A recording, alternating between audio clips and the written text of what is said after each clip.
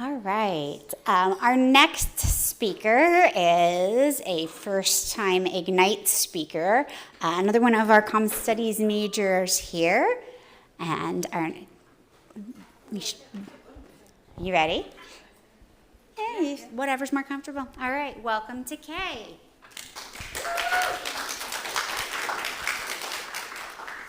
This is going to go pretty fast. Be ready.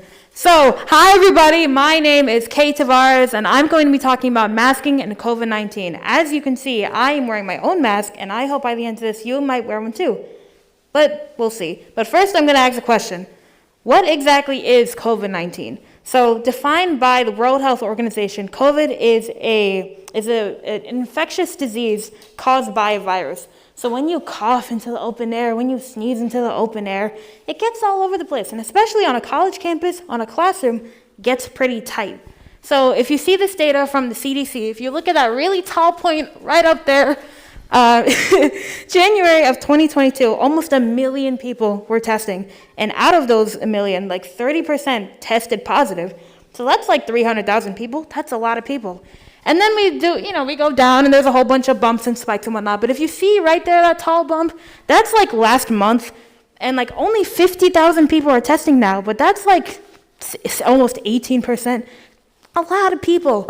So all I'm saying is that right now we are in a surge. I don't know if you looked around campus. There's a lot of students that are masking now, a lot of teachers that are calling out because they're sick. Guess what? It's COVID. Yay! Isn't that awesome? But I have to break a misconception real quick that like just because like the symptoms you get are kind of light, maybe you get like a fever or sore throat, it's not the flu. It never was the flu. It's not a cold. It's much more serious than that. Let me tell you about 3 different long-term conditions you can get just from one COVID infection. We have POTS. It is otherwise named postural orthostatic tachycardia syndrome, which is basically just like if you get up, you sit up, your heart's racing. You might get migraines. You might get nauseous. It's pretty bad. ME/CFS, or myalgic encephalomyelitis, or chronic fatigue syndrome. You know how when you stay up for a day and you feel like a zombie after? This is just that, but like every day. It's pretty bad. And then long COVID. Oh my God! Don't get this. I'm begging you guys. Long COVID is basically just like you get it, and then like it's worsening health conditions, or you get new health conditions. There's a study by the National Academies where it's like there's like 200 symptoms that can affect nearly every organ system, and this can just all happen from one infection. Kind of scary, but there's a way to get around that. It can be all okay. Guess what the first thing is? It's vaccines. We might all have like maybe 1 shot, maybe 2, but guess what? There's a new one out. I got it. I'm on my 5th one, actually. So, like, I don't know. Maybe you guys can go get it. And, like, the severe symptoms will, like, wear it off for a little bit until the new one comes out.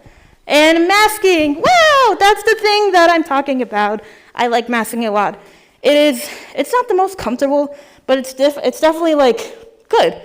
So I'm going to talk about, like, masks versus respirators.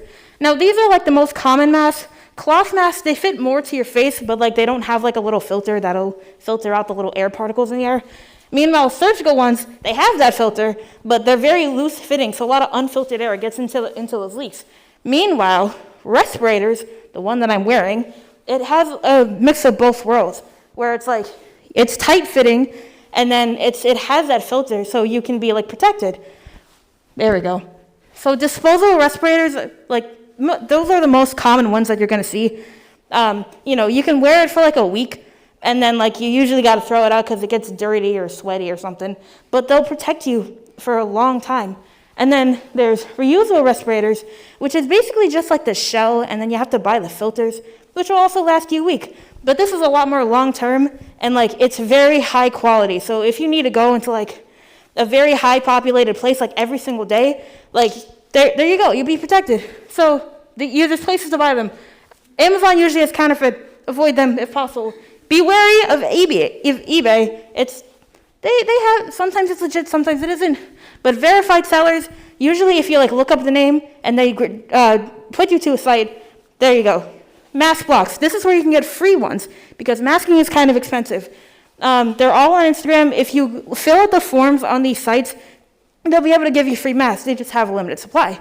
And if you want any information on it, you can go to r/maskforall on Reddit. They have a lot of tabs on the side, a lot of information on how to how to fit test and how to make sure you're getting the right one for your face, because there's a lot of different types that fit on different faces. And if you want to ask any questions, because there's a lot of information, contact me. I have business cards in my bag. I have free mask in my bag. Please contact me, and thank you so much for listening.